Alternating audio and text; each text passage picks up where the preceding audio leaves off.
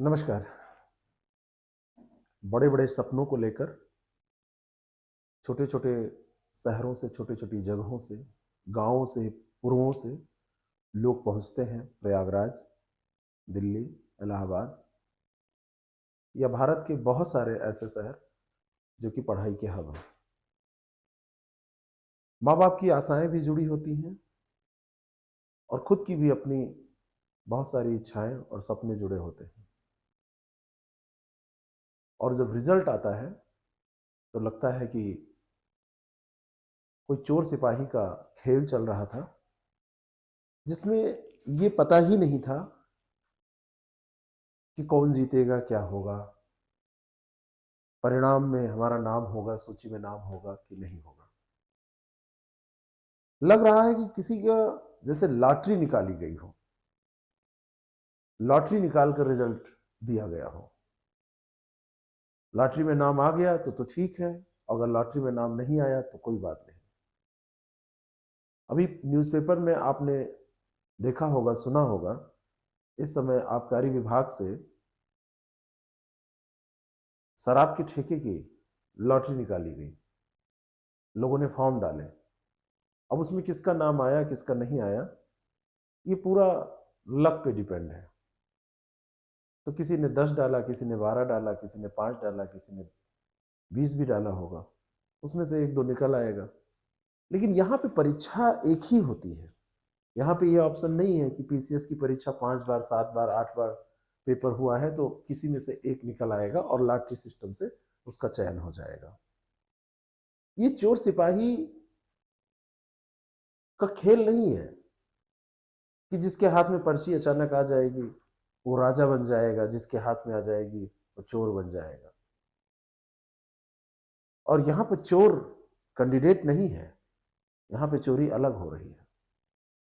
जिस दिन रिजल्ट आया उसके करीब 2 हफ्ते पहले मैंने ये बात कही थी, तो आप में से बहुत सारे लोगों ने कहा था कि गुणा गणित आपको नहीं आता। और मैंने कहा था कि एक अप्रत्याशित रिजल्ट के लिए तैयार रहिएगा। 76 वाला कैंडिडेट अंदर हो सकता है, 85 वाला कैंडिडेट बाहर हो सकता है। ये बहुत अच्छी चीज नहीं हुई, लेकिन इसका अंदेशा था और ये हुआ। और जब ये हुआ तो बहुत सारे लोग जिन्होंने रात दिन एक करके मेहनत की थी वो आज रो रहे हैं, क्योंकि उनका स्कोर 85 था, उनका स्कोर 83 था, उनका स्कोर 84 था, उनका स्कोर 86 था और ये रिजल्ट से बाहर है, आउट ऑफ 150।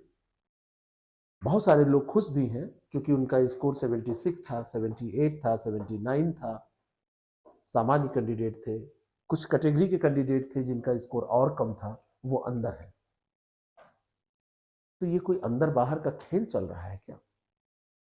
हालांकि इससे पहले भी मैंने ये बात उठाई थी कि आयोग को हर हाल में रिवाइजन से की जारी करनी चाहिए, अंतिम उत्तर कुंजी उसको जारी करनी चाहिए।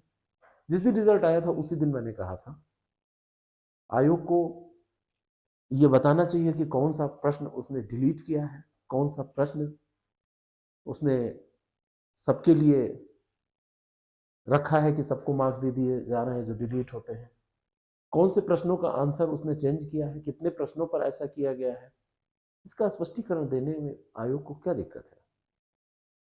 और बचपन से आज तक आपको पता होगा कि क्लास 1 से लेके लास्ट तक जो भी रिजल्ट आया होगा उसमें मार्क्स दिए गए होंगे और मार्कशीट बनी हुई होगी। मेरा मार्कशीट का कोई रिजल्ट नहीं होता है तो आप मार्कशीट तुरंत क्यों नहीं जारी कर सकते? अगर मार्कशीट नहीं बनी है तो आपने लॉटरी पद्धति से रिजल्ट निकाला है, और अगर ये रिजल्ट लॉटरी पद्धति से निकाला गया है तो कदापि सही नहीं है। और अगर मार्कशीट बनी है तो आपको तुरंत जारी करना चाहिए। आपने क्वेश्चन डिलीट किए हैं, आपको तुरंत बताना चाहिए। न्यूज़पेपर्स ने भी इस न्यूज़ को थोड़ा देर से ही सही लेकिन कवर किया है। अंतिम उत्तर कुंजी जारी न होने से पीसीएस प्री की रिजल्ट पर विवाद, 1 दर्जन से अधिक सवालों के गलत होने का दावा, 12 साल में 7 पीसीएस परीक्षाओं पर विवाद, घिरा आयोग। कोई पहली मर्तबा ऐसा नहीं हुआ है, पहले भी ऐसा हो चुका है और आयोग उसके बाद भी नहीं सही हो। लॉटरी सिस्टम ही चल रहा है। कौन अंदर होगा, कौन बाहर होगा, महज ये अंदर बाहर का खेल नहीं है। साल भर पढ़ते हैं लोग, 10-10 साल से लोग पढ़ रहे हैं, दशकों से लोग सपने संजोए बैठे हैं, कभी मेंस में फेल होते हैं तो कभी इंटरव्यू में नहीं पास हो पाते हैं। और लास्ट ईयर इंटरव्यू दिए थे, इस बार प्री ही नहीं पास हुआ है, अंतिम अटेम्प्ट था। और जिसका पहला अटेम्प्ट रहा होगा उसके लिए भी उतना ही खतरा है, उसका तो मनोबल ही टूट गया। इस चोर सिपाही राजा वजीर के खेल में उसका मनोबल टूट गया। वो कहां से आगे की परीक्षाओं के लिए दम भरेगा या बल जुटाएगा? इतना पेशेंस कहां से कोई लाए?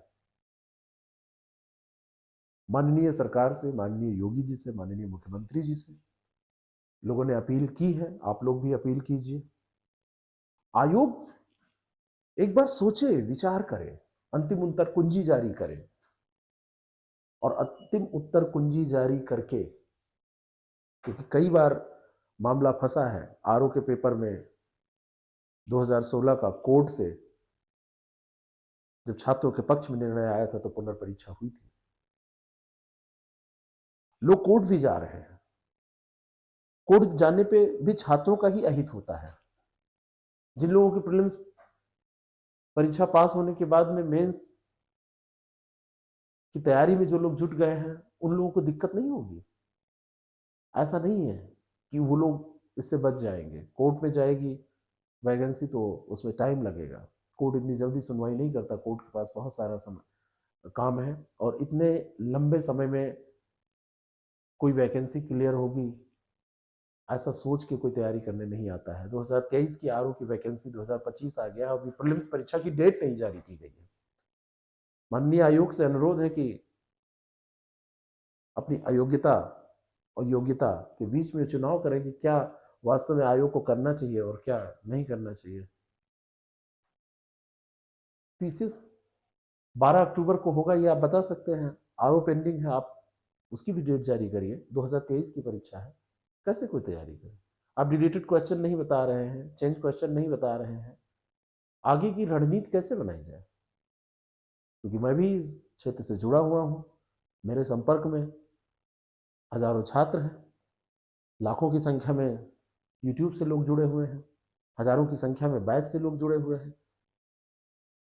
ऑफलाइन बैच में लोग आते हैं, पढ़ते हैं, वो पूछते हैं कि सर अब स्ट्रेटेजी क्या बनाई जाए, तो मैं क्या बताऊं उनको? मैं बस ये दिखाऊं कि आप बस ये बैच ज्वाइन कर लीजिए, बस आपका सिलेक्शन हो जाएगा, बस मुमकिन हो जाएगा? अरे नामुमकिन लगने लगा है। मैंने कहा कि आप ये कर लीजिए, उम्मीद उम्मीद पे टेस्ट सीरीज आप कर लीजिए, उम्मीदों पे पानी फिर जा रहा है यार, कैसे क्या बताऊं मैं उनको? मैंने कहा कि पीसीएस का मुकाम बैच है, आपको मुकाम हासिल करना है, ज्वाइन कर लीजिए। तो लोग कहते हैं कि सर ऐसे कैसे होगा, नहीं हो पाएगा। समस्या है, निरुत्तर हो गए हम लोग, हमारे पास कोई ऑप्शन नहीं बच रहा है, हम करें क्या? पढ़ने पढ़ाने वाले दोनों लोग इसमें निरुत्तर हो रहे हैं। किसी से पूछिए सेफ स्कोर क्या होगा, बता सकते हैं? मुकाम किस पे हासिल होगा, बता सकते हैं? उम्मीद कहां लगाएं, बता सकते हैं? मुमकिन हो जाएगा ये आप बता सकते हैं? नहीं बता सकते हैं, क्योंकि ये लॉटरी सिस्टम हो गया है। पर्ची में जिसका नाम आ गया वो जीत जाएगा, वो मतलब पास हो जाएगा। चोर राजा वजीर सिपाही वाला जो बचपन में हम लोग गेम खेला करते थे, वो अलग गेम हो गया है। बोलिए, आयोग को ये जवाब देना चाहिए कि नहीं देना चाहिए?